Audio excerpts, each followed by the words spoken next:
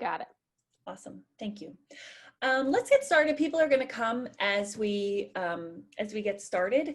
Welcome everybody. I'm so excited to see everybody's faces. My name is Blake Cohn. I am the Executive Director of the National Network of Schools in Partnership. And you all are here for our first online conversation of the new school year. So same Zoom, different school year. And I'm really excited today. We are here with Close Up Foundation, who we've been partnering with since early last spring when we were still allowed to move around freely. And we are going to have a conversation today about how to navigate challenging conversations that pop up in our school, specifically around COVID, the racial tensions that have really erupted this summer, and there's a third one, but I'm drawing a blank right now. But I'm going to introduce Meadow and Emily, and they're going to really take it from here. And we'll have lots of time for questions and breakouts and all that stuff throughout. So thank you for being here. And I am the election. Thank you. How could I forget? I was going to say something else, but I'm recording this just so you know, and it'll be available on our YouTube channel sometime later this week if you want to share or go back and look at things. So anyway, Meadow, Emily, thank you so much for being here, and thanks for being a part of our first online conversation. Hello, everyone. So my name is Emily Gibson, and I work with the Close Up Foundation. I'm the Director of Curriculum at Close Up, and we'll tell you a little bit more about us in just a second. But I also want Meadow, my colleague, to introduce herself before we get started. Hi, everyone. My name is Meadow, and I work also at the Close Up Foundation as a curriculum design and program development specialist. I'm really excited to be with you all today, and especially to see some familiar faces. I'm really excited to get going. Excellent. So I'm going to share my screen, which probably you can see right now, to get us going. So first, just to get us started, a little bit about Close Up for those of you who may not be as familiar. So we are a nonprofit, nonpartisan organization, and our goal is to inform, inspire, and empower young people to be active and engaged citizens. Ultimately, we think that young people have important roles to play within our democratic process, and yet are often left out of those conversations. They're left out of conversations of power, and we really want them to feel like they can be part of those conversations, that they can be actively involved. So we've been around since 1971, and that year is sort of crucial in terms of thinking about our founding. It's when 18-year-olds got the right to vote, and it's also sort of in the midst of a lot of social upheaval where young people were taking a leading role in a lot of different movements. And so our founder believed that if young people were going to be entering these political spaces, that they should actually know how to engage. And it shouldn't just be about learning in a book about what are the three branches of government, but they should actively know how to participate. So that's been sort of our guiding principle since we were founded. Some central tenets to what we do. So we believe in issue-centered education, or teaching with controversial issues. We always want to put issues at the forefront of what we're doing and helping students to understand what's happening around them. And again, we want them to take an active role, so they're not just passively learning, but they're actively participating and they're experiencing that learning, and they're building off of each other and then working together in order to form those opinions and have those conversations. So that's a little bit about who we are. As we are going through our professional development today, just a few things. One, if you could rename yourself, so at the top right-hand corner of your box, you should have 3 dots. If you click on that, you should be able to rename yourself to your name and then your state, just so we know who's in the room. We'll ask that you remain muted unless you're speaking. You're welcome to have your video on. We will be using small groups during this, and so please feel free to have your video on at that point. It's really helpful to see each other. If you have any questions, you can obviously submit them to the whole group, or if you prefer, you can send them privately to either Meadow or myself, whatever is best for you. And we will be sharing this PowerPoint presentation at the end of our time together as well. So for our 90-minute session today, we've mostly done that first one. We've welcomed you. Welcome again. We'll take a few more seconds to learn about other folks who are in the room shortly. And then we're really going to focus a lot on community in this session. So what role does community play? How do we establish community? What do those different communities look like? And then we'll really focus on discussion and deliberation and thinking about how we set those up. At the end, we'll also preview some different program opportunities that we have. So I'm going to turn it over to Meadow so we can learn a little bit more about who is in the room. All right, so to start off our community aspect of this session, we're going to do an activity to see who is in this space, sort of what we're bringing here, and leading that into our next conversation about what's the importance of knowing who's in the room. So we're going to use the thumbs up reaction, which is at the bottom of your Zoom tab thing. It says reactions with a smiley face and a plus. And you'll click the thumbs up for every statement that I say that applies to you. I encourage you to shift around your Zoom room if you can't see all of your faces to see people's responses and get an idea of who is in this space. This is also a great activity to use with students or new groups of students that you might have using any kind of statement that you might have. So thumbs up if you are an enrolled NNSP member.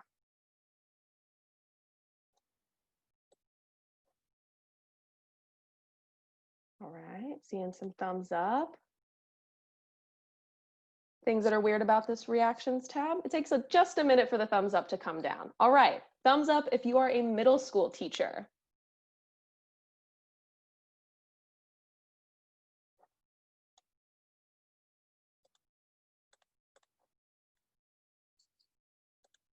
Thumbs up if you're a high school teacher.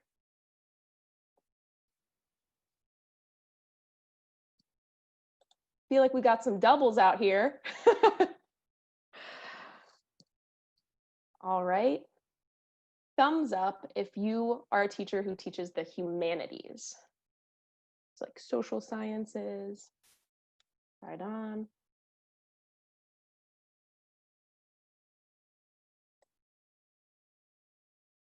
Might see some doubles for this, don't know. Thumbs up if you're a STEM teacher.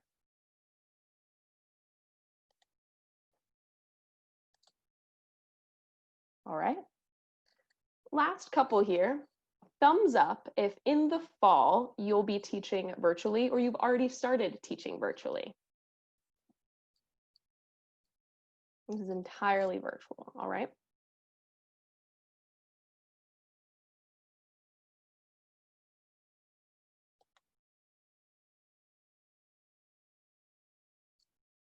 Thumbs up if in the fall you'll be teaching in person. Promise there's a middle ground after this one.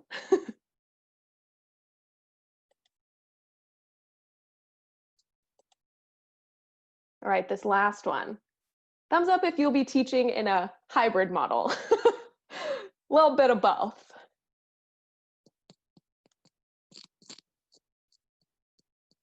All right. So as you see, this is one great way to get to know you in just a short amount of time, just to see some things that are that you guys might assign to yourselves here. And also, again, another great activity just to figure out who's in the room. So when we talk about who's in the room, we're talking about community. So now that we know who's in our community here in this space, let's talk about community in the classroom and in educational spaces. Simply put, how a community is both structured and understood is going to have an impact on all of the engagement that students are going to do in those educational spaces, just as it's going to do for us in this professional development session, in staff meetings, any space that you can genuinely think of. How it's structured, so those guidelines, norms, and expectations, and how it's understood about who is in the space and what they're bringing will be impactful for the conversations, discussions, and general engagement of that space. And the importance of a strong classroom community is multifaceted and couldn't be boiled down to just one statement. But it is important to say that students should feel valued and connected to one another in order to fulfill their need for a sense of comfortability in their educational spaces, to have those productive conversations about controversial issues. And not only that, when we build a strong community, it allows students to feel seen and included every step of the way, and hopefully instills that sense of responsibility to conduct themselves responsibly and respectfully with one another and authentically to themselves and their own opinions. So when we build strong community, it sets up the conditions for this engaging discourse throughout the school year, which we'll talk about in just a moment. But In order to build the foundation for this kind of community, we tend to gear towards either creating guidelines or some sort of initial structure for students, such as being on time or being prepared. But there might not be enough work just yet about how to define exactly how students should be engaging and speaking with another. So how students communicate and engage is based on information that they consume, where and who they get it from, as well as how they might be engaging with the greater world outside of the classroom's four walls. So some factors that influence a community are the expectations and norms given to them by the teacher, the ones that they could create for themselves, which we'll talk about in a moment, their culture and other life experiences out there in the wild, wild world beyond our classrooms and educational spaces, as well as the role of the media and how they engage with it, what kinds of media they engage with, how often. And finally, maybe most evidently to many of us in this space as well, is the polarized society that we all are in the thick of right now. There's so much happening outside of the classroom that students bring that into the classroom in their discussions because it's just part of their experience.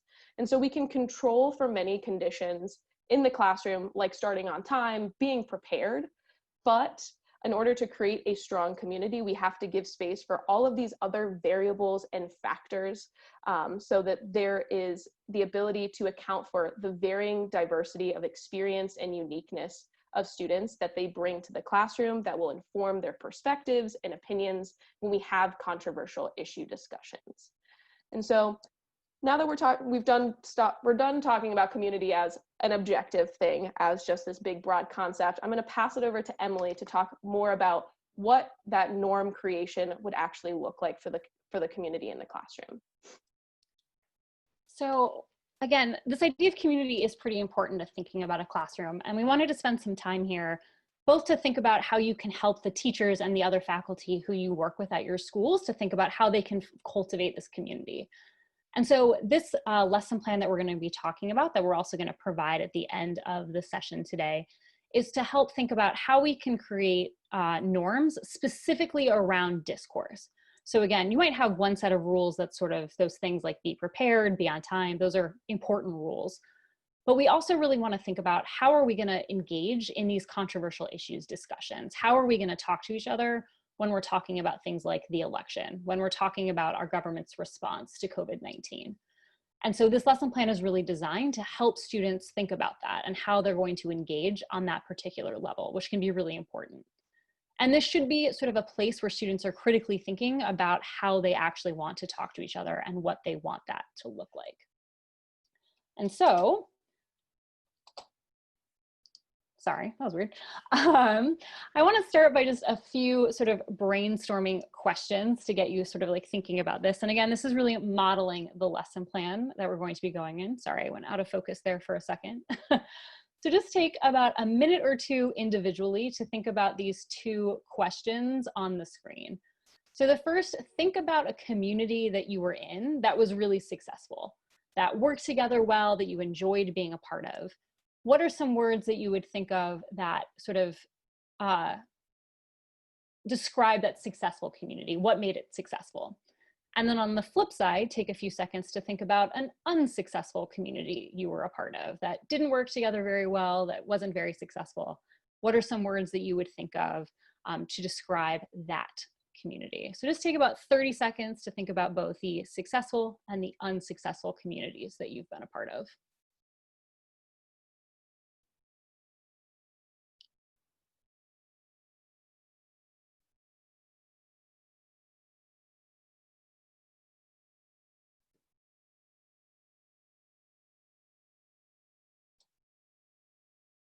Okay, so keep holding on to those because in just a few seconds, we're going to go into breakout rooms.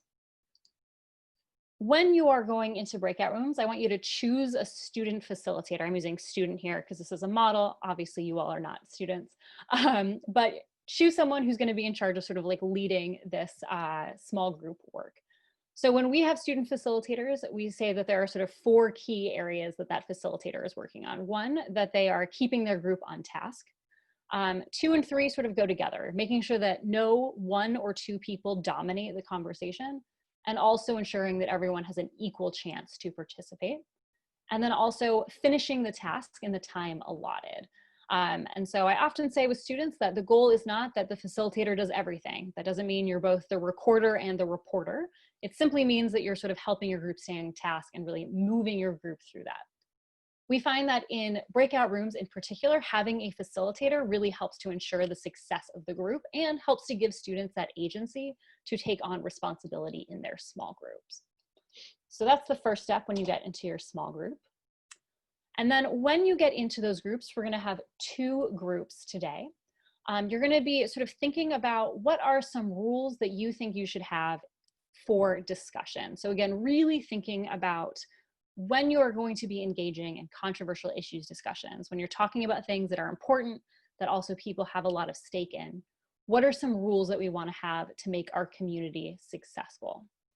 I'm going to share with you a shared document so that you can record these questions.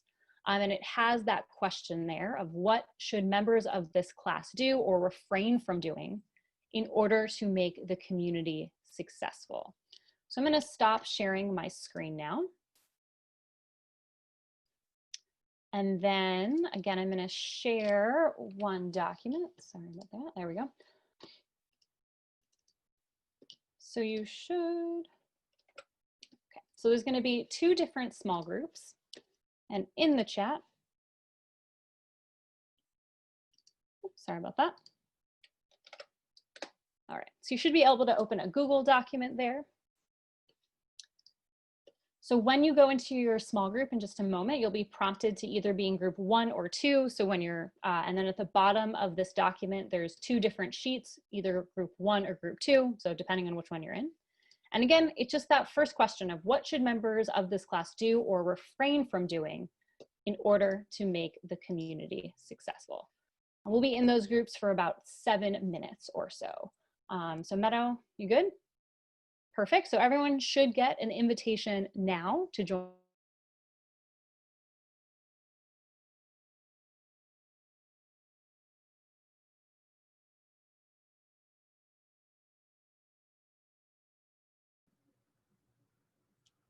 Hi, everybody.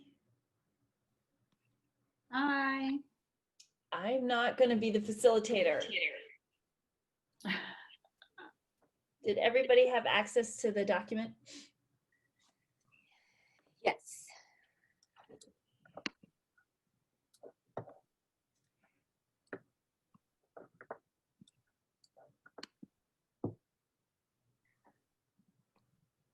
Okay, is there anyone that wants to jump in to facilitate?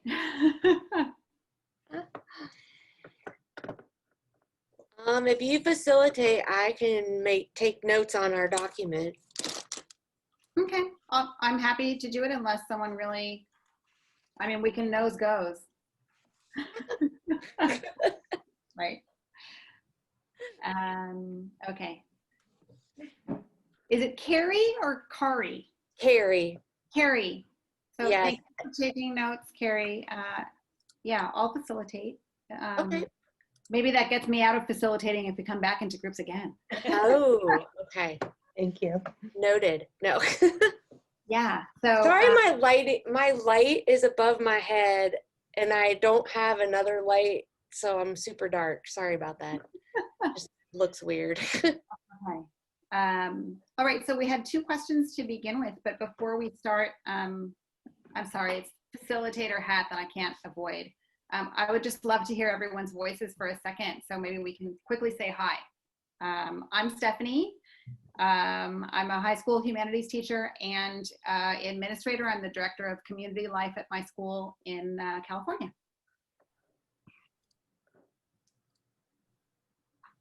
Oh, you're muted, David. Okay, can you hear me now? Yes. Yes, okay. So I'm also at the high school level. I'm a humanities teacher. I direct the global leadership program that we have here and also coordinate the community service. So I'm very much involved with student life, but I have courses on intercultural leadership and global diplomacy. And so that's who I am from this time being. I'm Ace Everett and help lead the service learning program at the Potomac School in McLean, Virginia. Good to see you, Ace.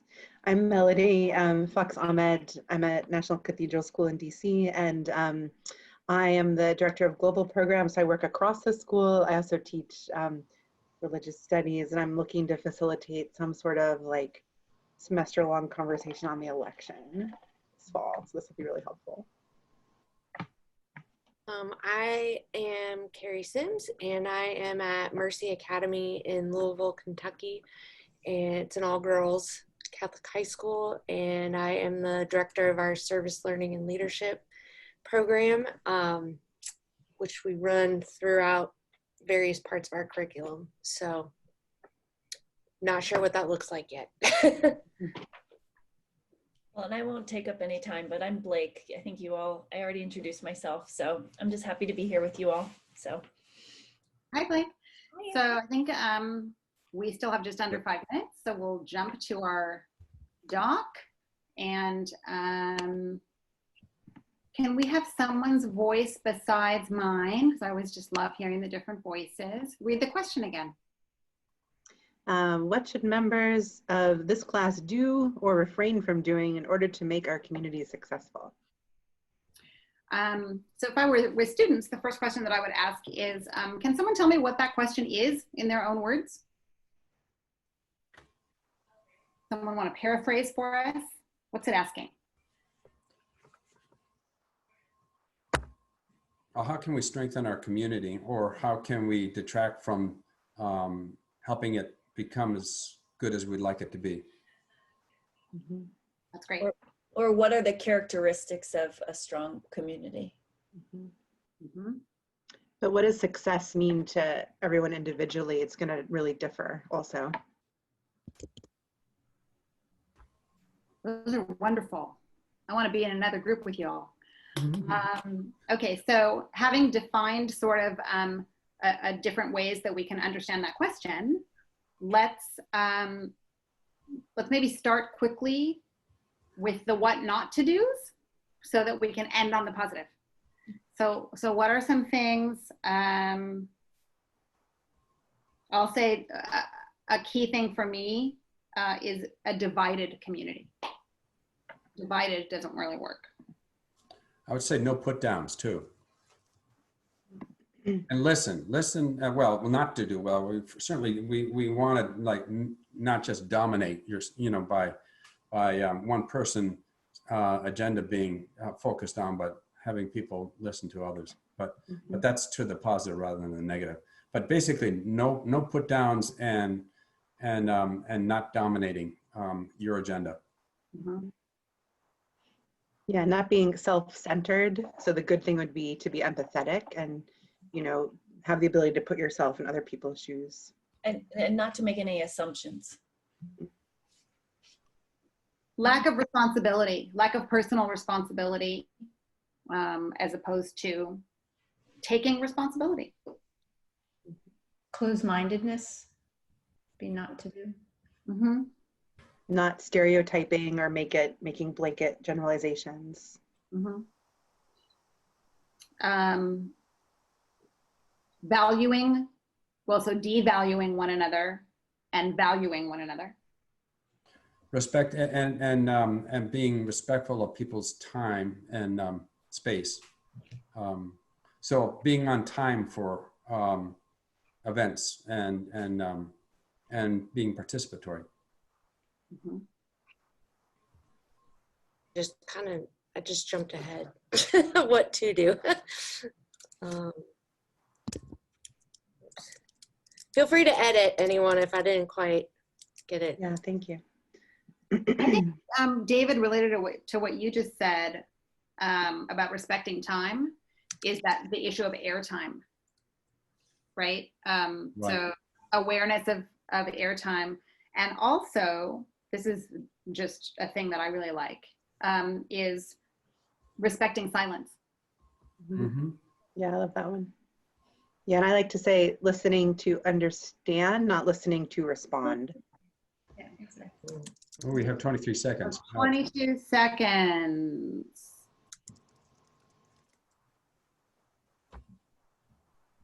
I don't know. Thank you, y'all. I think Good ones. We created some pretty good ones.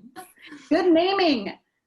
Yeah. Naming is good. Yeah. Thank you, Nice to meet Stephanie. you all. Nice Thank you. Nice to meet you all. Yeah.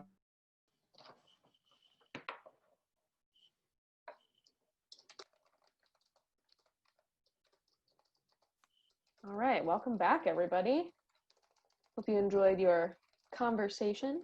Hope it was productive and engaging. We're going to get right back to it, hand it right back over to Emily for the next part of our discussion. Perfect. Thanks, Meadow. So at this point, both groups have looked at the same question, and that was, what should community members do or refrain from doing in order to be successful? I'm going to go ahead and share my screen again so that we can sort of record some of these thoughts. I'm just going to put this right out there. I'm a pretty terrible speller, so as I am typing, you're definitely going to see some spelling errors. I apologize in advance. It's just not my strong suit. So why don't we start with group one? Why don't you share a few of the thoughts that you had about what the group should do and should not do when leading a discussion, or I'm sorry, participating in discussion, pardon me.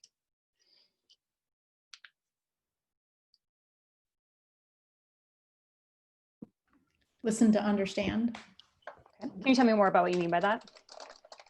Opening up your minds and not being open-minded, listening carefully, respecting when others are speaking.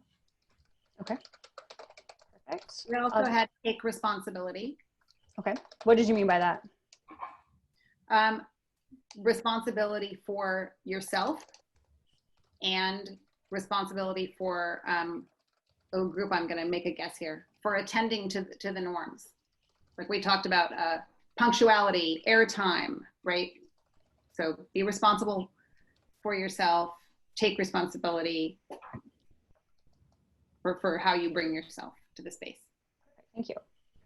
Actually, just for group one, any other shoulds? And then I'm going to ask group two if you had any other things you wanted to add. So anything else from group one that should be doing? Be on time and be respectful of time. A member shared that.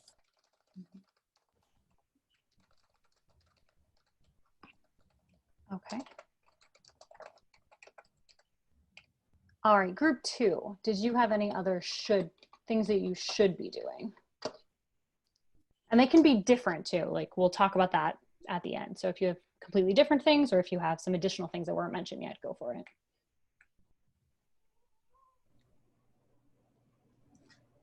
We said make eye contact or make people feel included by eye contact and using their preferred names.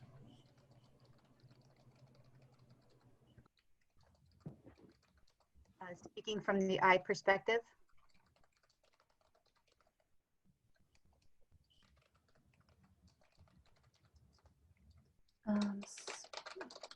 Okay. Anything else, group two?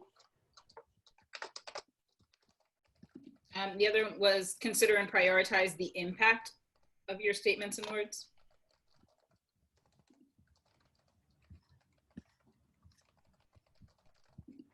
Impact, okay. All right, anything else there?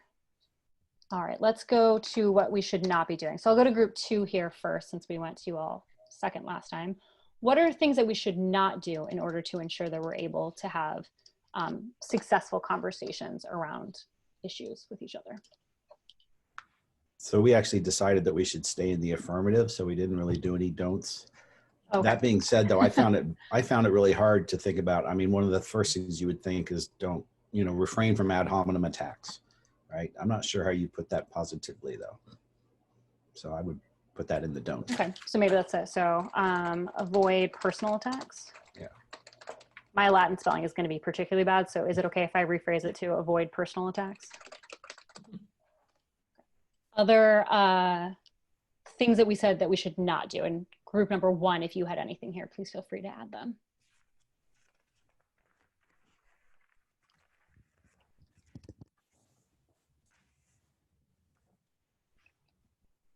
Close your head and your heart was a nice one, as far as being closed-minded, but also your heart and your connection to others in the room.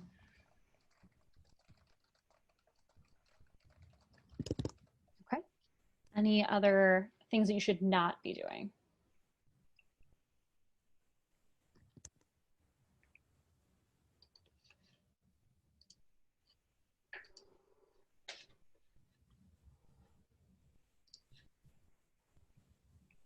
Okay. So the next stage then would be to think about these rules as in their totality. So thinking about them all together. Looking at this, everything that's been typed here, is there anything that's missing, or is there any sort of like disagreement of, I'm not sure that actually is a good rule, or maybe we should talk more about that before we were to sort of move forward with that?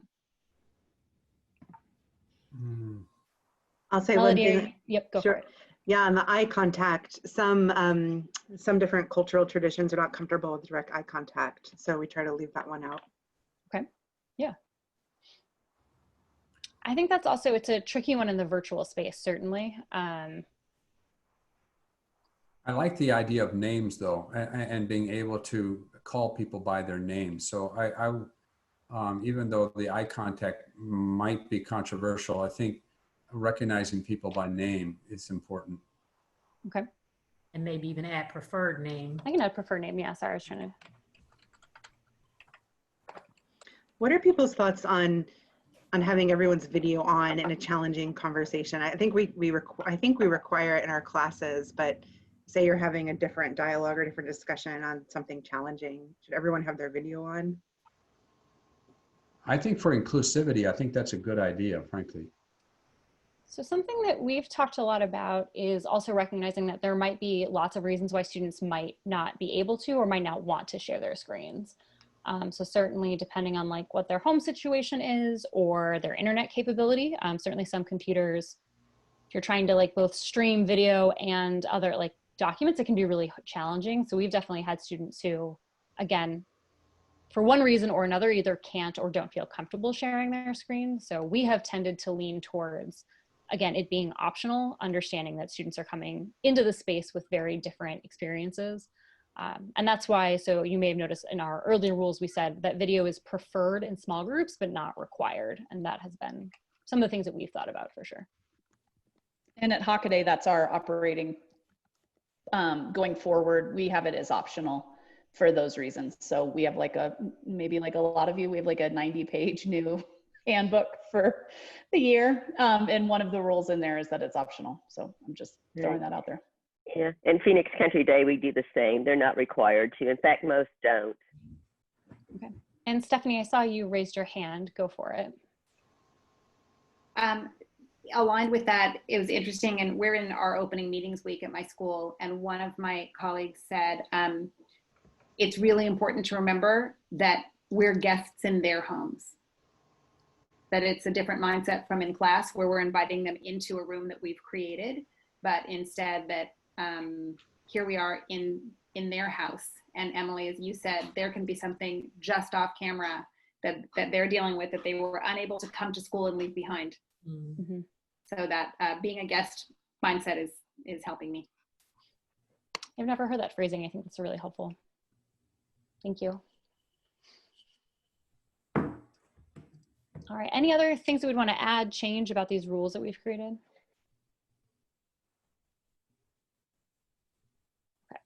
So again, we really wanted to start by thinking about this because the way that students think about how they're going to have these conversations, it's not going to solve any issue that might come up in a classroom, but it starts to get students thinking about, so how are we going to engage with each other?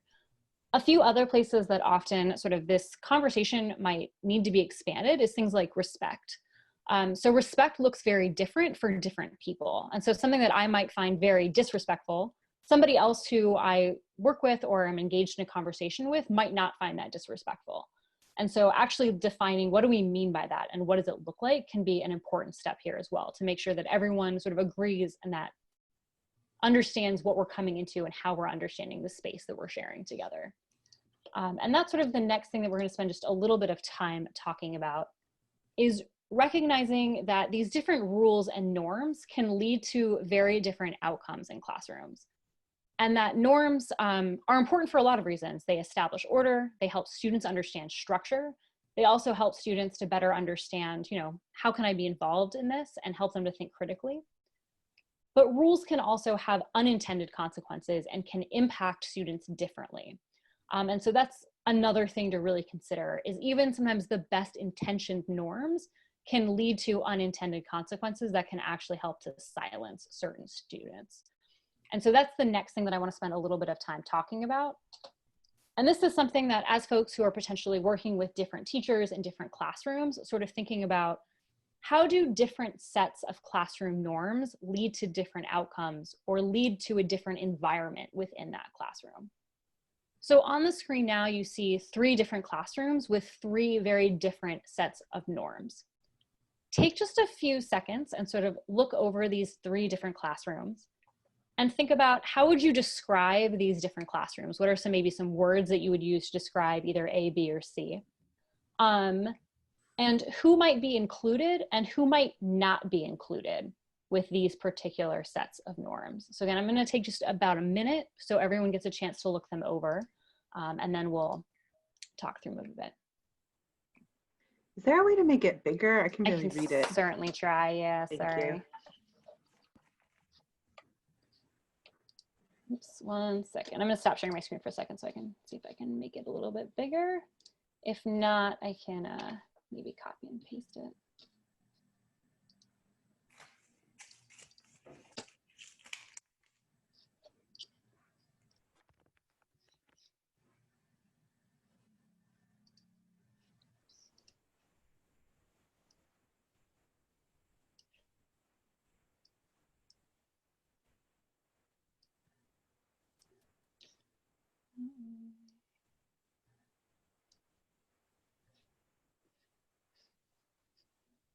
Sorry, one second. I'm just making the text a little bit bigger. Okay, let's see if that's better. Oh, I forgot to share my screen again. That would probably make it even easier.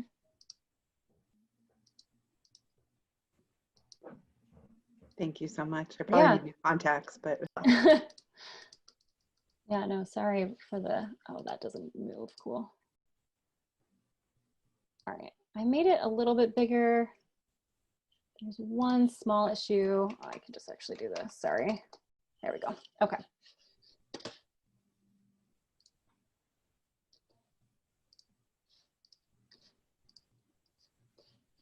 All right, that should be a little bit bigger. Is that helpful for anyone? Sorry, the red capital won't go anywhere, but try not to hyperimpose any text.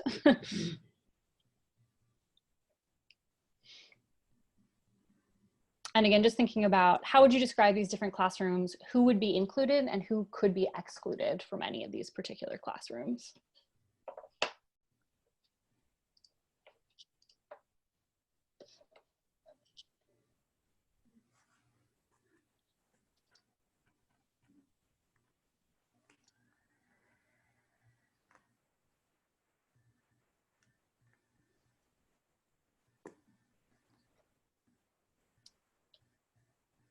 All right, so if anyone wants to sort of answer that, how would you describe any of these classrooms? And if you want to take a go at all 3, or if you want to just say like, okay, classroom A, this is how I might describe it, go for it.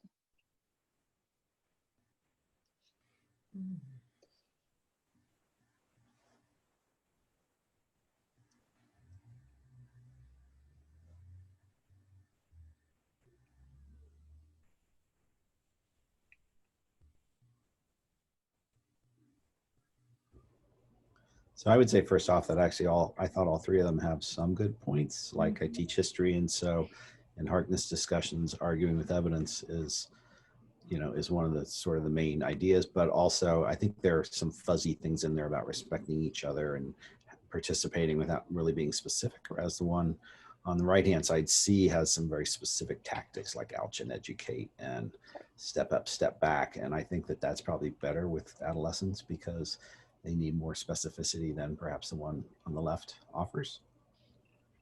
Yeah, and I should say these are definitely not meant to be like one is good and one is bad, right? There are definitely good things and potentially things that might have unintended consequences in all of them, for sure. But yeah. Other thoughts about any of these classrooms? Classroom A feels particularly white. I think it prioritizes a lot of the norms of white culture, right? Dismissing stories and anecdotes. And I think, especially in a face-to-face classroom, the power of interruption and expecting and requiring participation. I think all of those things are reinforcing the institutional norms of whiteness. What I like about Classroom C in particular is that it seems to bring students who either are younger or perhaps are not as well versed in sort of norms in DEI spaces, diversity, equity, and inclusion spaces, into understanding some of that common language, right? And so, you know, ouch moments and followed by an explanation, intent versus impact, and really bringing both of those to the fore. I think especially I appreciate be conscious of who is not speaking as an expectation in a classroom space. And I do think that one of the first examples that you brought up about sort of this idea of not using stories or anecdotes is something that I think students often say that does lead to really diminishing people's sort of experiences. And that can be a really problematic thing of, you know, maybe we're not going to use that or like that people's experiences really matter, and that our lived experience really influences both how we think about the world and how we think about issues. And it's true that using evidence is also a good thing, and that's just a different form of making an argument potentially, or a different form of having a conversation. And so I think that that's a really, something that we think about a lot of, like, you know, it is easy to go too far down that road for sure. Sorry, I misstated that. Other things that you notice about any of these classrooms, sort of the environment that they would create or the way that they would impact students? I think classroom A, the idea don't take disagreement personally is, you can put it on a norm, but that one is a lot more heartfelt. So yeah, I think that's a hard, is to put it on a piece of paper and say that's how we're going to feel. I think that is also true for in classroom B, where it says be courageous. It's okay to be uncomfortable. Again, there are types of uncomfortable that are good, and there are types of uncomfortable that are harmful. And so if you're listening to a new idea and it's helping you grow, we do learn from tension, right? That is a way that people grow. But there's also the different types of uncomfortable that hinder growth, that actually step us back and push us backwards.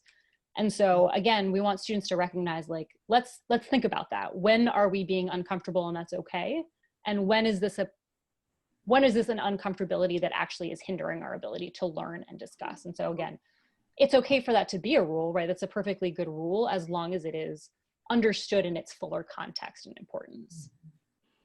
Yeah, and on the flip side of that, like the be courageous gives me pause, because I feel like, you know, certain students, say students of color, may always feel like they're being called on to be courageous, to have to defend their identity, their humanity, especially like if you're thinking about the election, all the policies that are coming up around this, and why do they have to keep doing that? So, you know, that just makes me uncomfortable, that you always have to be courageous. You don't always have to be courageous. Sometimes you could just listen and be, and not have to be hurt.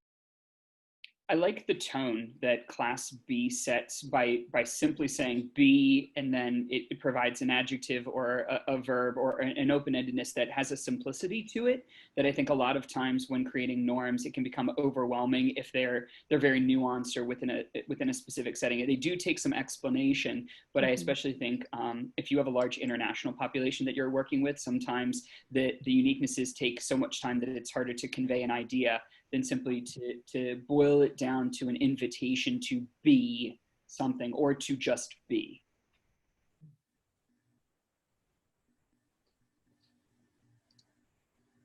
Is there, I thought maybe I heard one other person trying to jump in. I want to make sure I'm not. I think that's actually a pretty good place to sort of like end it, of knowing that no matter the rules that we choose and no matter how students sort of are working to create them, the conversation really matters, and being critical about what are these rules that we're creating and what are we trying to accomplish, and maybe where are they not working as much. And I also think we talk a lot about that rules can be flexible. We can make changes to them. So when we write down rules, they don't have to be set in stone. We can come back if we run into a place that we are having some tension and say, maybe our rules, we didn't think about this scenario. So how do we readjust or, change these rules now that we're in a new space, and what does that look like? But either way, having students engage in sort of this critical work of thinking about what are the rules that we're creating, and helping teachers understand that, again, these rules matter, and that the way that we form our community really matters. Because if we're going to have these conversations about things in the election, about the way that we're handling these very important conversations and issues, we need to first think about how we're going to engage in that work and what it's going to look like.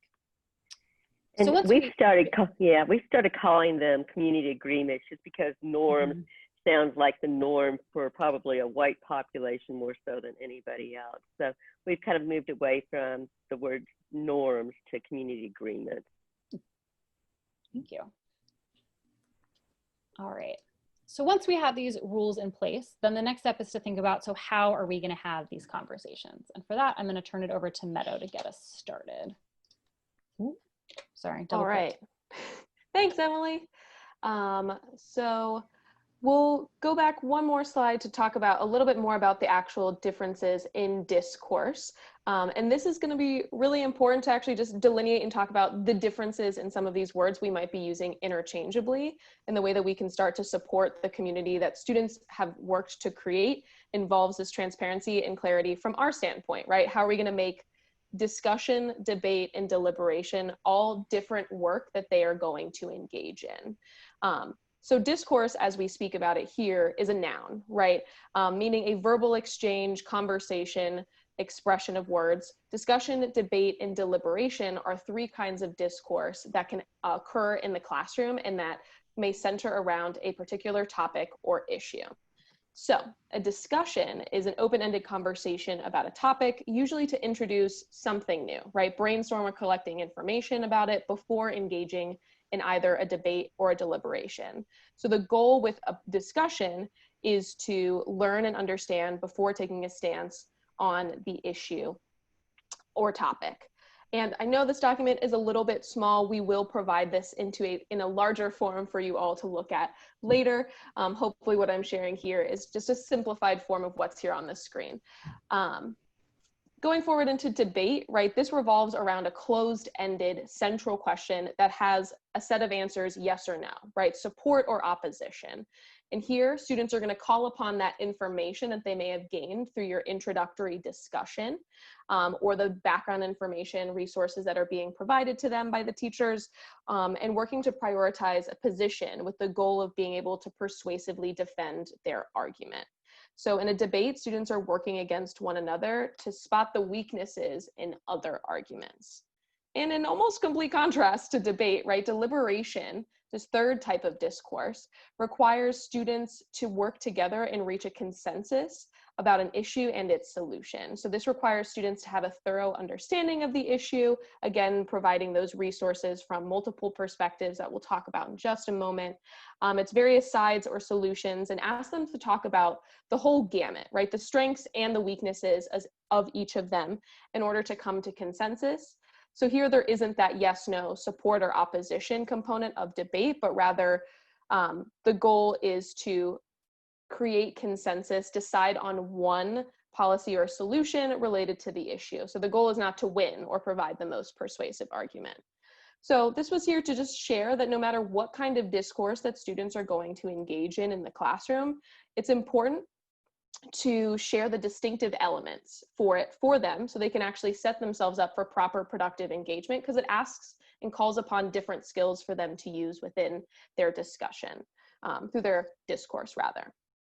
So we're going to move forward and talk about how do we set this up. So we've already discussed the importance of creating the community and how students can go about developing those agreements that are going to guide their engagement in the classroom, right?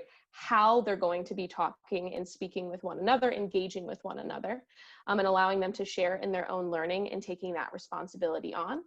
And there's still that responsibility on the instructional side of creating the conditions for these various kinds of discourse. And that comes from a facilitation standpoint. So for setting up discourse, Facilitators always need to be prepared. So this comes from material creation and resources, really working to provide and find information that's in multiple formats and from a variety of perspectives, so students can find themselves and their own opinions somewhere in the resources and information that they're engaging with. This can instill confidence in their engagement with the material because it won't look too foreign, right? It'll be accessible in multiple perspectives, and we'll be able to provide information that isn't too foreign to them and will help them feel a little bit more familiar with the topic at hand. For each kind of discourse, there also needs to be the establishment of specific rules that could apply beyond the rulemaking that students will do together. So for example, really just coming up with structures for both your debate and deliberation that don't have to change throughout the school year, right? If the debate is you're always going to have a certain amount of time for students to speak, they know the expectation of how that will go. To change and to give that structure to students so that they can focus on their opinions, their engagement, and their conversations, rather than thinking that the format might be different every time. And finally, in order to minimize potential stress or anxiety around debate or deliberation, right, it requires a lot of student opinion and student conversations about things that might be personal to them, about controversial issues. We could consider starting out the classroom environment or the conversation with practicing the structure using a low stakes issue or topic. Emily, anything to add before we move forward? Yeah, and there's been some talk in the chat a little bit about like these different forms of discourse, certainly. And I think it relates to a lot of things you're talking about here, Meadow, of that a lot of these sort of differentiations between different types of discourse come back to what is the goal of that conversation, and then what is the question or prompt that I will use to get that discussion or discourse going. So for example, a deliberation where you are seeking consensus usually has very open-ended questions. And so which policies, if any, should the government enact around immigration leads to deliberation. There's lots of different types of answers to that. You're going to weigh which of them is the best sort of answer, as opposed to a debate, which is really usually binary, although it can certainly include other fixed sort of options. But should Congress enact the DREAM Act to address immigration? That's a debate, right? There's only really two sides. You're either yes or no to that. And so I think, and then discussion we think of as much more open and usually has a different type of prompt. And yes, in the chat, folks are also talking about things like dialogue and the role that it plays in like building empathy. We certainly think that for any type of conversation, one of the consequences can often be to build empathy. So we know from research that simply by having conversations about controversial issues, that it both builds students' understanding of those issues and helps them to better understand people who hold opinions that are different from their own and hold viewpoints that are different from their own, certainly. But I think ultimately, no matter the type of conversation you want to have, a lot of it comes down to what is the goal of that conversation, and then what is the entryway, the prompt that helps students to then really get into that particular conversation. Thanks, Meadow. Awesome, thank you, Emily. Sometimes it's hard to see the chat while you're doing all the things at once, so I appreciate it.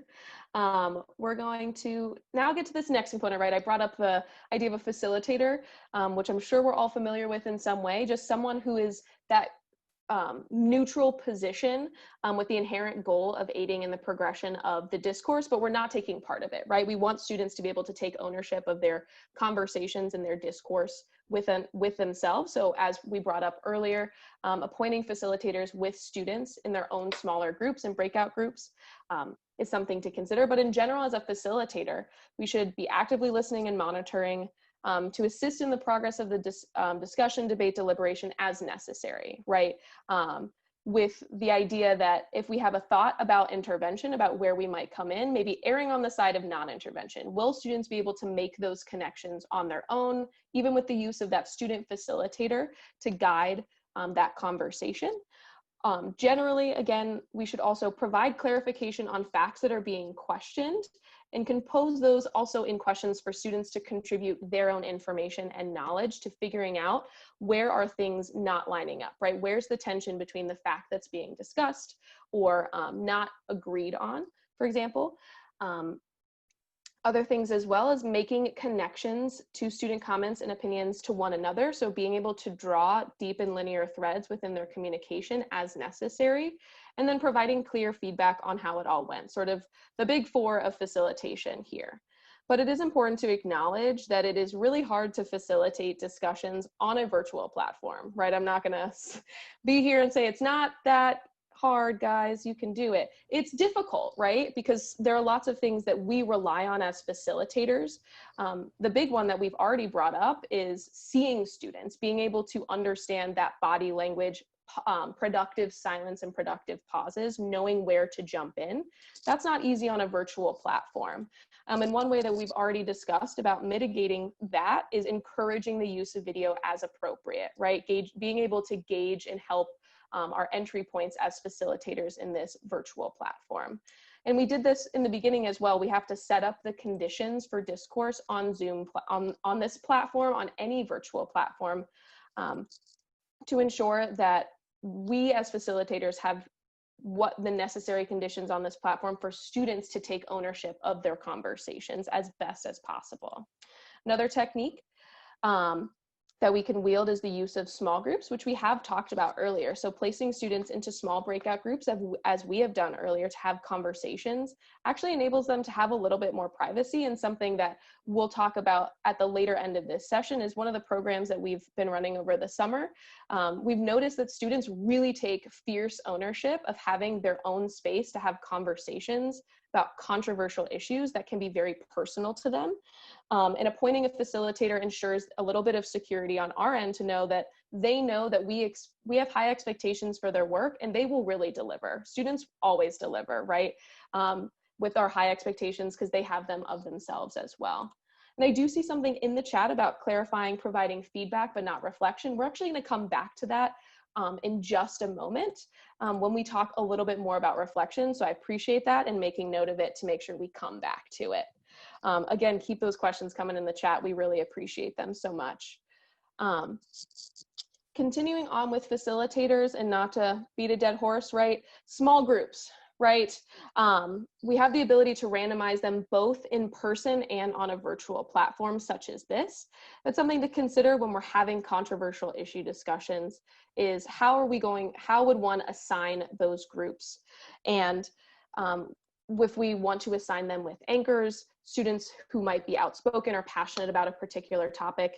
And this does take front end knowledge, right, of the people who are in the space and where their opinions may lie, but it is an important consideration when having these discussions to not stack perspectives against one another, and really ensuring that all perspectives and opinions are being heard, and as a facilitator also being able to offer them if need be. Similarly, we can use the technique of think, pair, shares, even in a virtual space. This does require using those breakout groups, again, to randomize them into pairs of 2. And you can even set a timer on the Zoom platform, for example, where it says 2 minutes. So you'll go in and you can allow students to enter their breakout group, have a moment of individual reflection on the question you might be posing to them, then sharing it with just one other person with the expectation of them being to share aloud when you come back to the whole group room. So that randomized function is awesome. And I think many virtual platforms besides Zoom also have functions like that as well. And finally, as facilitators, it's important to come back to this concept of being able to grapple with other content that they may be struggling with, like offering the other side that might not be present in the conversation, pulling out conversations about thinking about advantages and disadvantages to various viewpoints that are being brought up, and using the foundation of your community to really investigate and analyze the values or undercurrents of the issues that are of topic or of concern for the discourse. And so finally, at the end of your discourse, or whether they're debates or deliberations, it is important to have space for reflection. And I'm going to pass it over to Emily for that conversation. Yeah, thanks, Meadow. And I would say also, Tim, just to start answering your question about sort of the difference between feedback and reflection, I think part of the feedback for students is helping them to understand how they're progressing through the conversation. This is particularly true with younger students, but I think also high school students. Providing those sort of markers throughout a conversation is really helpful, and helping them to know, like, okay, this is when we've sort of fully explored an idea. This is when we're sort of shifting in our conversation and sort of providing an opportunity to recognize when a particularly important sort of piece of information, a story, something like that has been told. And so, for example, we often see with our instructors that, you know, feedback is not good point, thank you, good point, thank you, good point, thank you, right? At that point, I have not communicated anything to students. I've only communicated that I can say good point, thank you. And so being able to say like, Meadow, that's a particularly interesting point that we haven't really explored yet. Let's take a moment and think about that. Or Meadow, thank you for responding to what you heard from Lindsay. That really helps to build on our conversation. And so providing sort of those feedback moments so that students understand like, okay, this is what it looks like to actually speak to each other. We've all seen classrooms, whether it's our own or observing a classroom, where maybe you think that the conversation has gone really well, but really students are just directing all of their comments towards the teacher. And that's fine, right? That you might have a lot of people sharing, but it's not so much a conversation between students. So how do we help students better sort of do that with each other so that they're able to say like, I disagree with your point because, not just I'm gonna raise my hand as quickly as possible to make the next point, right? So teaching that active listening to really be able to do that. And so providing feedback to students so that they know when they are doing those and practicing those skills and building those skills is an important thing to think about as a facilitator. And that does differ from reflection. So you always do want to leave time for reflection because it's a really important step. And it's, I will say for myself personally, it's always the easiest thing to skip on for a lot of reasons, because you're having a great conversation and you don't want to end it because you only have so much time in a class period. And it's easy to suddenly like lose track of time. But reflection is really important because you want to be able to reflect both on the conversation, the issue that you're having, and also the process itself. So helping students to be able to understand, like, what did we not get to? What questions do people still have here? Summarizing things like, this is where we agreed, particularly for something like when you're having a deliberation. Students can often have a really productive conversation and not recognize it. And so being able to say, this is what we accomplished in this particular conversation, or this is what we didn't accomplish here. Sort of helping students to process what was most effective and what wasn't. And also thinking about, again, the process of being in that conversation. So occasionally a reflection might call on us to say, okay, this conversation didn't go as well as we would have wanted it to. Why not? Is this a function of our rules not being great? Was this a function of the structure not being great? Did we need more information? And that means that we can move forward for the next one. And so reflection really does have that dual purpose of like the issue and the process. And I will say, so we started this section by talking about these different forms of discourse. Students know what a debate looks like. They know what just like sort of a conversation looks like. Particularly now, they really know what debates look like because they've seen them, right? They know what it looks like to have two people stand on a stage together and disagree. And then one person gets declared a winner. Easy model. Most students don't have good models for what a deliberation looks like, right? They just don't know what that is because we don't often see them in our sort of discursive space. And that means that it is harder to recognize when it goes well because deliberations are harder. They're harder for a teacher to sort of monitor. They're harder for students to be a part of and engage in, but they're really critical work in order to do these things of actually like promoting ideas of discourse and conversation. And so sometimes you might leave a deliberation being like, oh man, we didn't get to that point where everyone agreed. And that might be too utopian for that particular conversation. But what did we accomplish? What were we able to do in that space? And so I think that, again, helping students to recognize where they were successful is a really important part of this. I will pause here. What questions do you have? And feel free to just, again, put them in the chat or to raise your hand or just to unmute yourself, whatever works for you.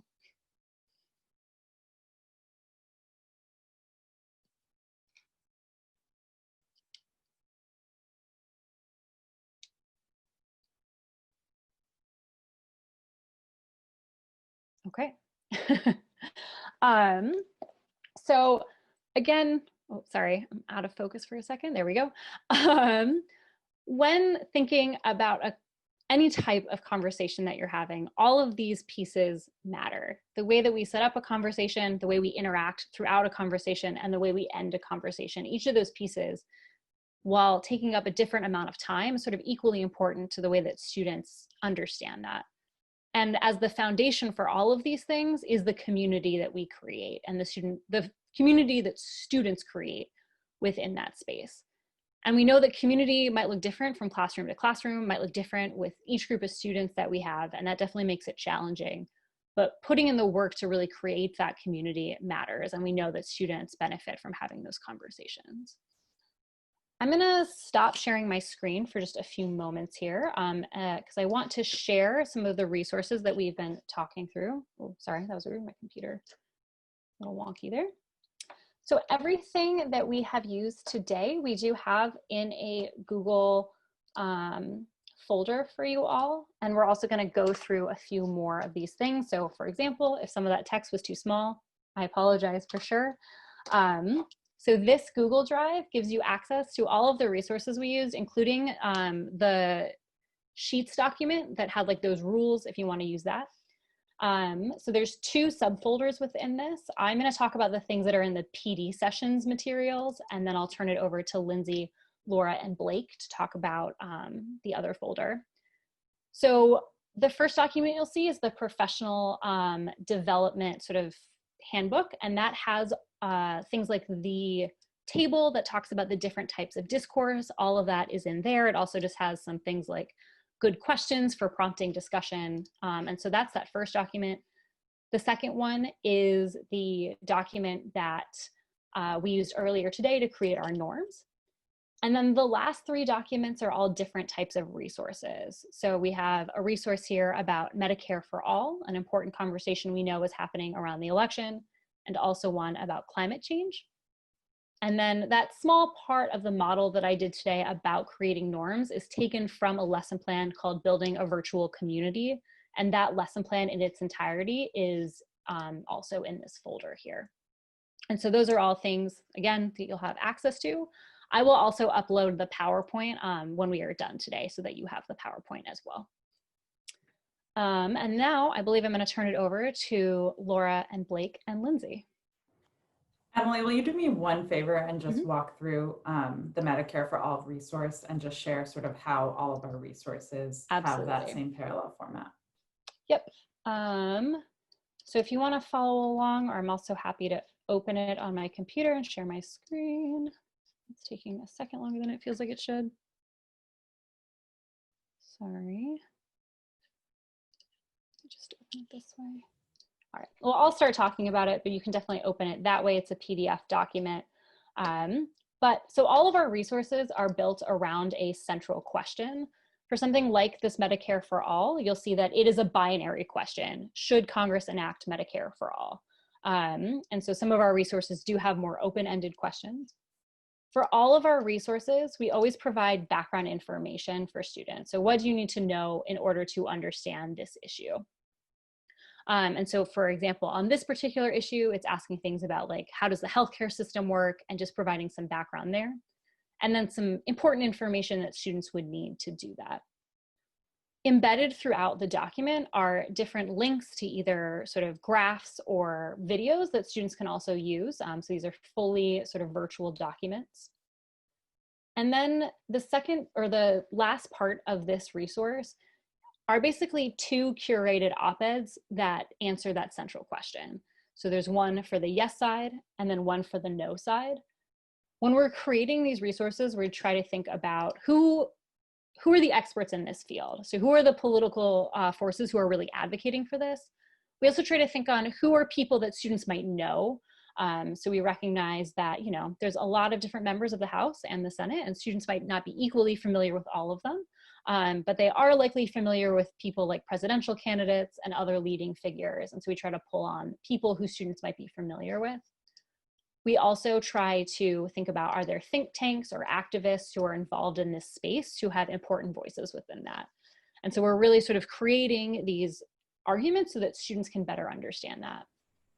You'll also notice that everything is completely footnoted, so that if students want to learn more, if they want to explore those options, that they can then follow up and trace down those sources and things like that. And so the idea here is to provide students with an access point to better understand these current issues that are being discussed in our political space, and to provide that information for students. And so again, that's the Medicare for All update. The climate change update is structured a little bit differently. Instead of just providing one policy that students are looking at, it provides several different policies, and thus really lends itself to more of a deliberation format where students are asked to think about what are the pros and cons of lots of different types of policies, and what would be the best course of action to address that particular issue. And I asked Emily to share those because I think as many schools move to virtual classrooms, sort of having resources that help students unpack issues, all start from sort of the same vantage point of background and scaffolding, can be really useful. I'm also going to send a link that I just put in the chat to our blog. The resources that Emily just shared, I think, are ideal for humanities courses that have the time and space to really dive deep into discussions. We also are, so I just saw a question in the chat, do you have a resource like that for presidential candidates? So we're going to talk about some of the virtual programming that we're running in a minute. But one thing that Close Up has done for every election, but particularly this one, is taken more of an issue-centered approach to looking at elections. So what are the key election issues? Let's take healthcare as an example. How can we think about 2 proposals on the Democratic side, 2 proposals on the Republican side, and help students dive deeper into sort of what do these issues mean? How would they affect you and your community? And let's sort of forget about personalities and candidates for a second and really understand what are the key policy issues that are important in our country, and how do you sort of dive deeper into having deliberations about something that you can actually grapple with.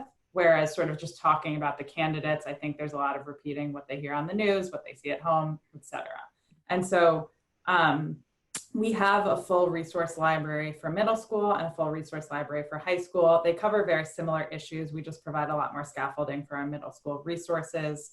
I put the blog in the chat as well because for schools for administrators that are looking for resources, maybe for an advisory group or for something that is not a content-based class, having something that an advisor can use to say, okay, we're going to talk about protests and riots, right? That's the first one up there.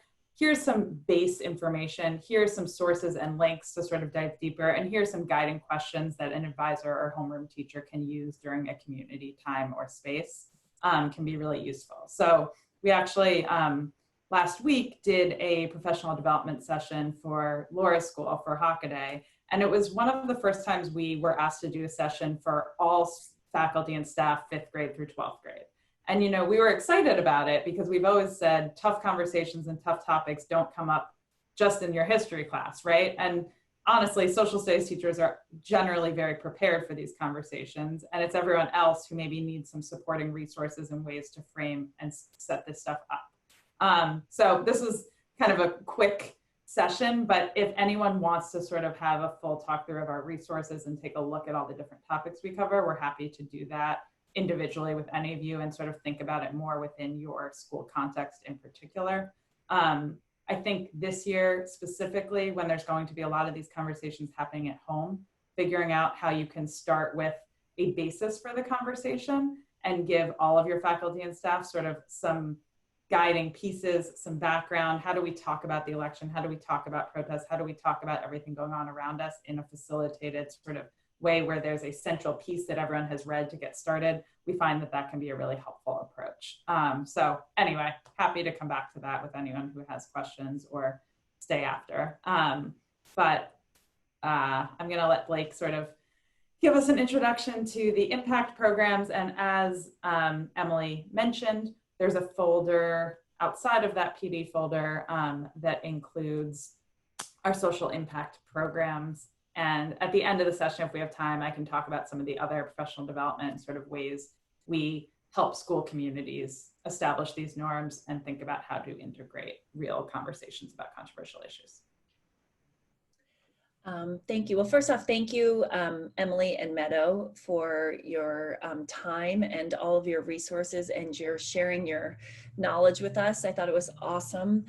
and really, really useful. And I could see how it's useful in everything we're doing in our classrooms on a day-to-day basis. But from NNSP's perspective, I think it should be pretty clear why in the spring we decided to partner up with Close Up. The work that they're doing perfectly complements this notion of connecting what kids are learning in their schools to what's happening in the real world.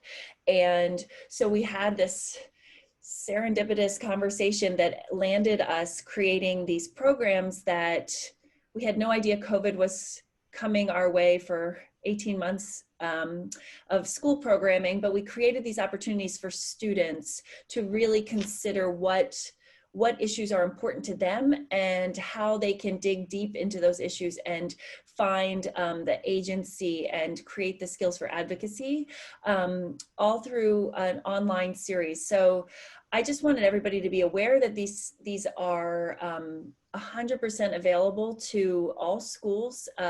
They're available for high school and middle school. And we have two different opportunities. There's an intro program, which are running in September, various dates. It's on our website, and it's on Close Up's website. They're mirroring information.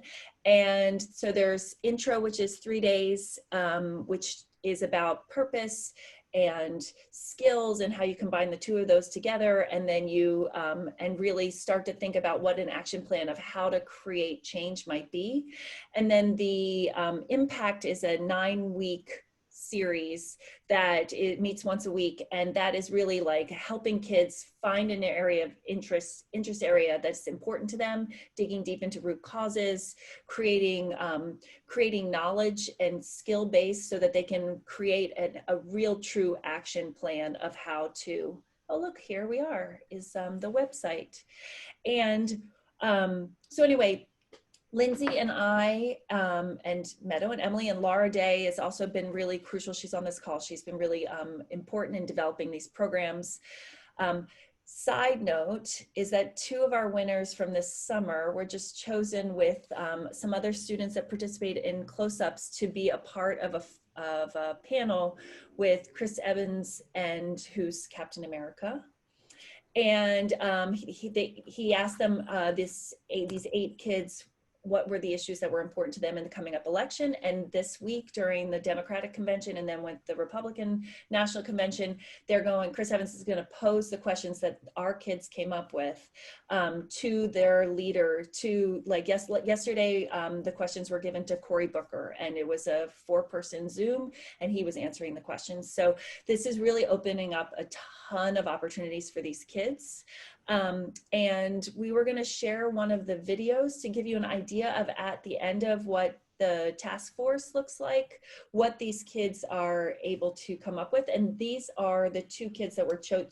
Zoya and Michaela in this particular presentation were the ones that were chosen to participate in the forum with Chris Evans. But it went away. Here we go. Sorry. No, you're great, Emily. There's no need to apologize. I realized I hadn't clicked the right button yet. Anyway, here we go.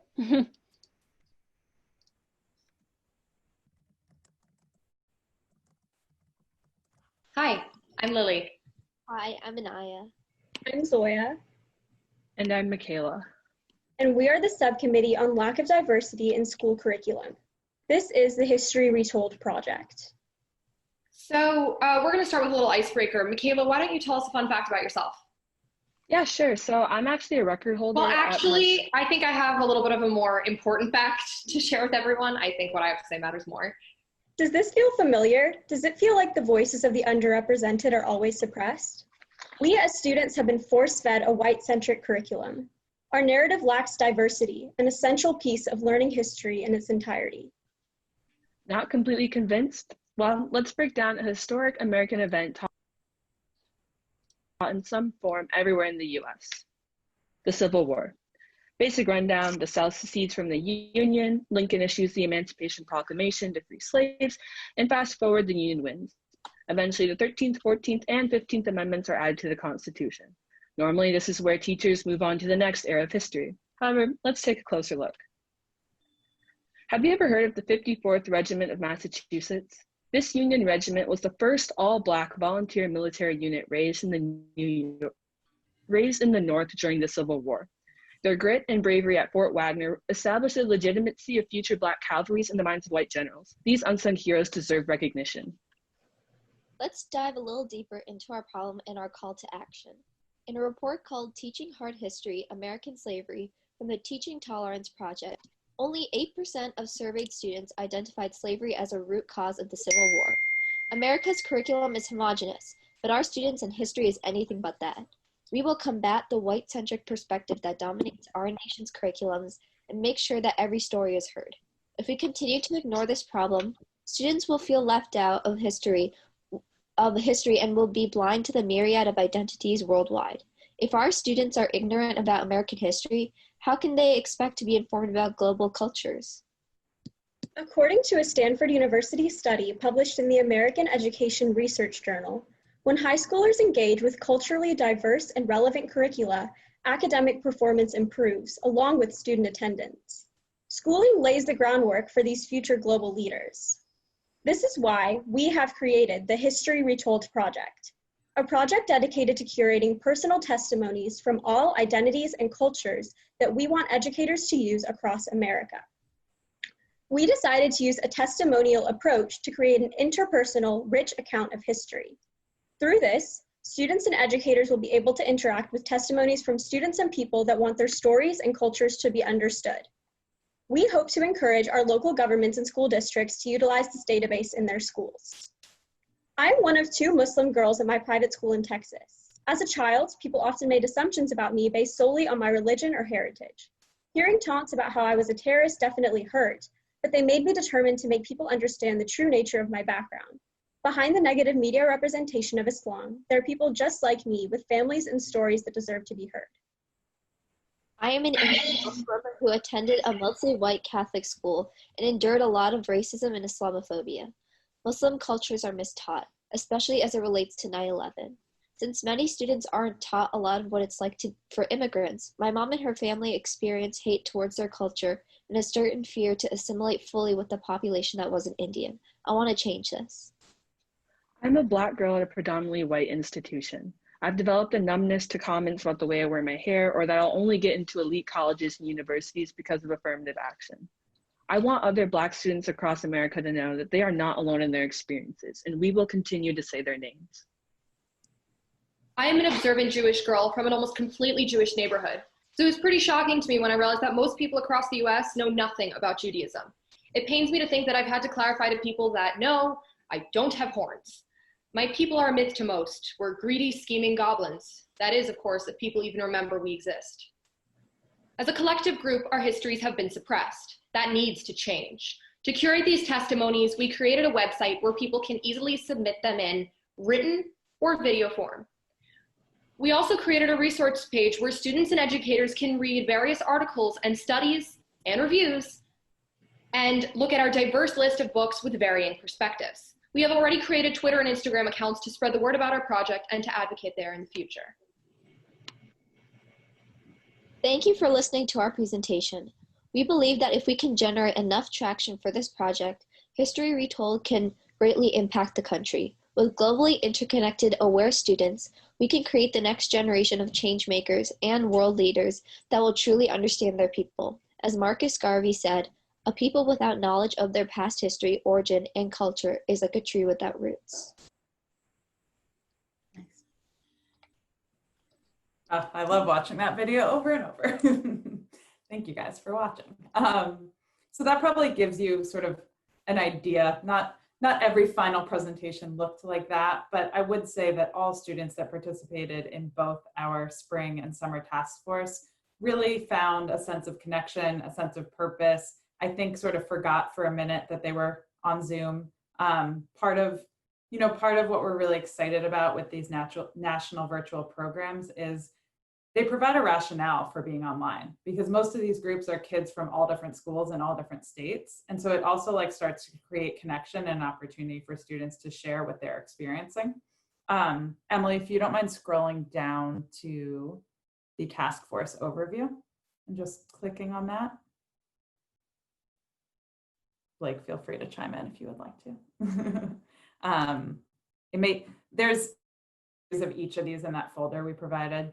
So if it's too small to see, totally fine. But our goal is really like, what are the skills and strategies students need to understand in order to tackle an issue that's important to them? And so how do we help students understand how to tell a story, how to pick an issue that's small enough to address? Our goal was really to create sort of an open-ended place where students would hear from other young activists, they'd build skills, and then they'd work together to create amazing sort of projects and ideas like the one you just saw. Blake, feel free to, anything else you want to say about impact?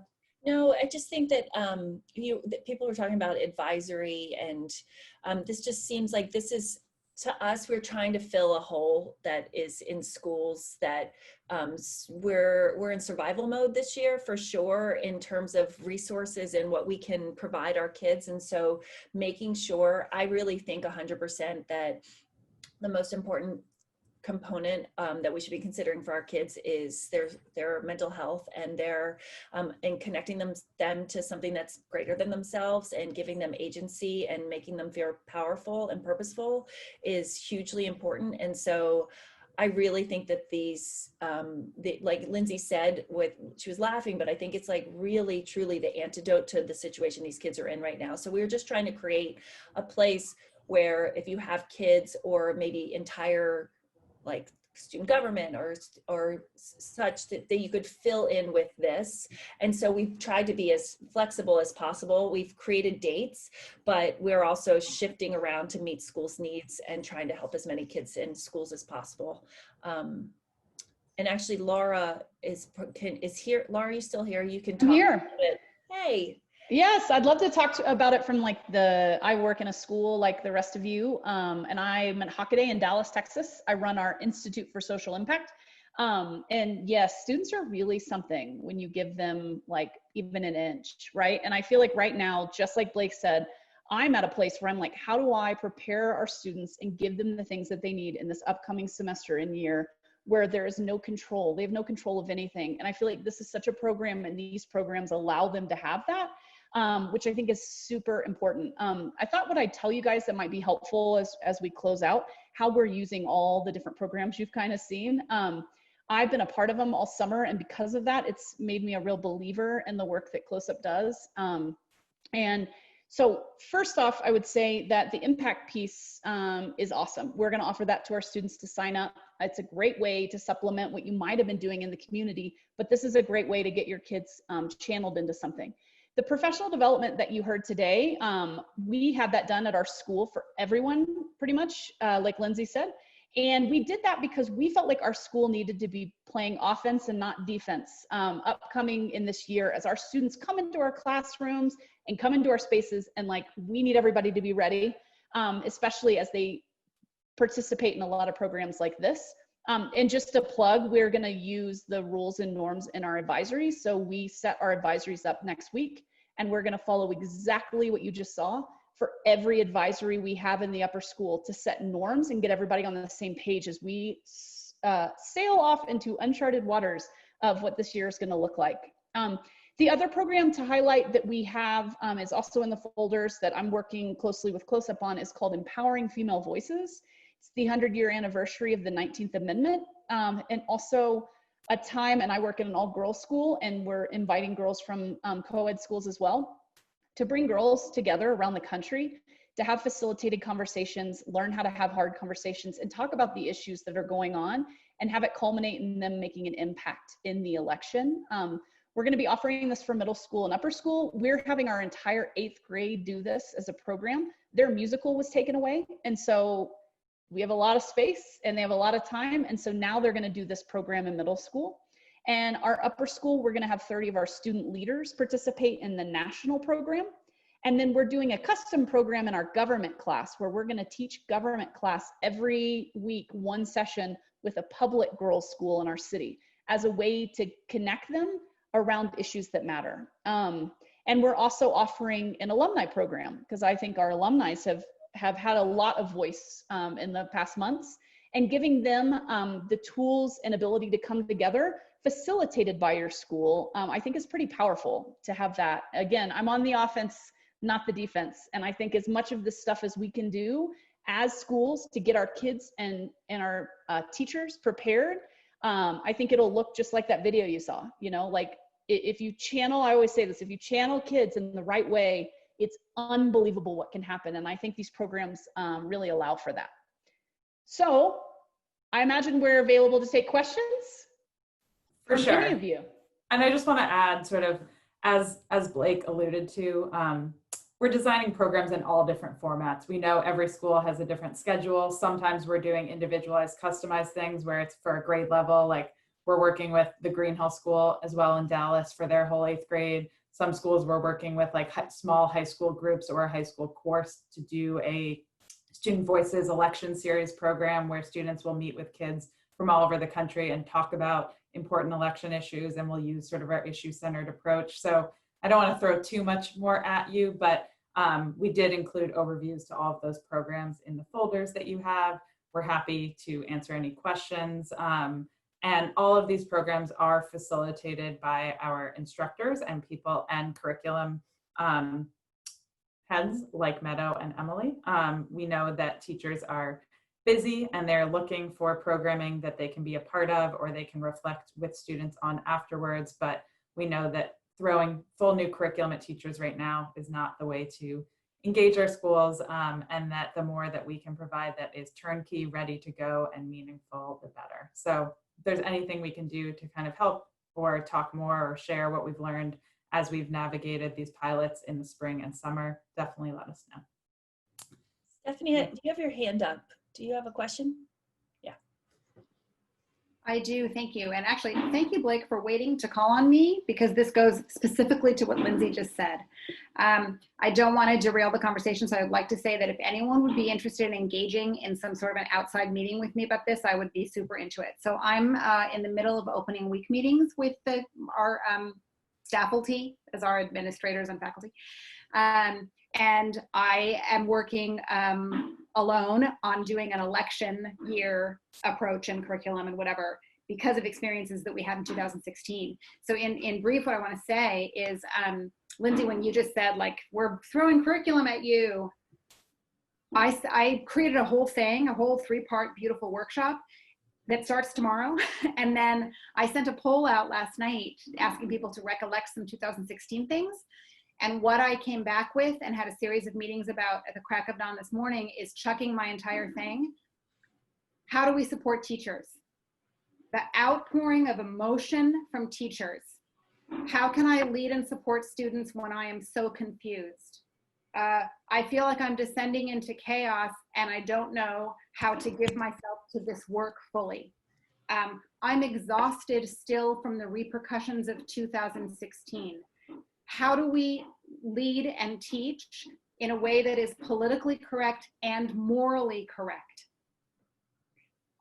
So many questions around teacher care, and I'm embarking now on a how do I support our teachers so that they can deliver this wonderful, fantastic stuff, and just feel whole. The anxiety that came out in these responses, I was literally crying reading them.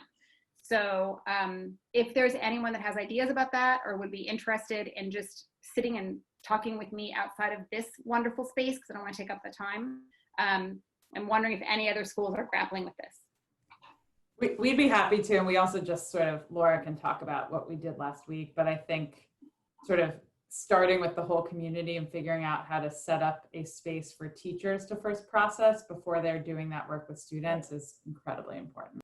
Mm-hmm. We had a whole session today in our professional development. We spent the whole day doing that. Exactly what you're talking about, Stephanie. Like, it was just about, we had a guy come in and talk with our faculty about how do we regulate where we are and where we're coming and what this whole world has done to us across the board. And people shared stories and how they were feeling. And I think it was a step in the right direction for our community, but it's so needed, because how do you launch back into handling all this other stuff when you yourself aren't sure and are angry or whatever it is? So we are grappling with that too, and we spent a whole day on that today.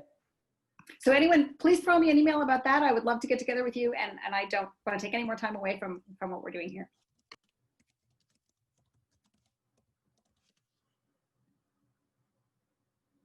there anything else? Sorry, I was typing. I know you could all hear me typing.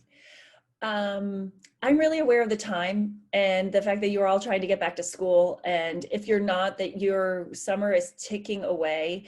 And so I'm super grateful that you all hung in here for 97 minutes.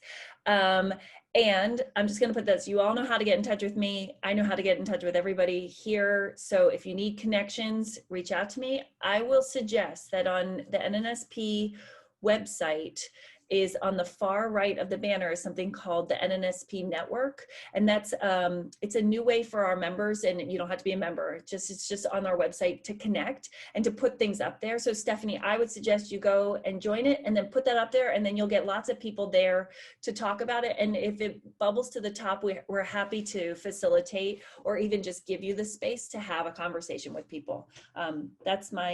It's so easy to throw up a Zoom and to put people in breakout rooms and to let you all talk.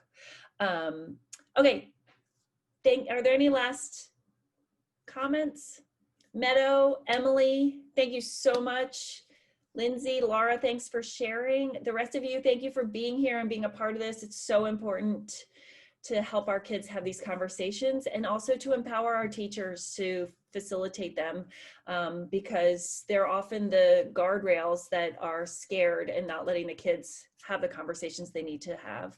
I hope to see you all. We'll have more webinars up on our website soon, and I hope to see you all there. So if you want to stick around and ask more questions, we'll hang out for a minute, but now you are more than welcome to hit leave meeting and go back to your regular programs. Thank you. Thank you so much. Bye. Thanks, everyone.